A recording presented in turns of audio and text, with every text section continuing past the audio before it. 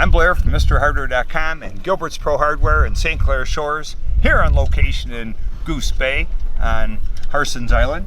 Here to show you the fin ramp. This is a little fin, and I took some 1-inch PVC and I heated it and bent it, which I did a video of, and put some floaties on it. I put some pet-proof screen on it, and I put a boat cushion on it.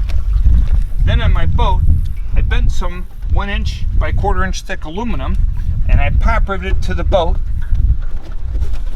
Those are my hangers, and I put the ramp. Hang on, little fin. Hang on. Look at him.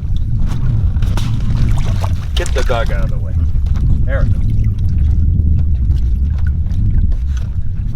And these two little pins, made out of plastic faucet supply lines, hold the ramp to the back of the boat. I put a little metal grid at the very end. You can take and get your dog in and out of the water. Float around, not very expensive. And here it is. Quick tip from MrHardware.com.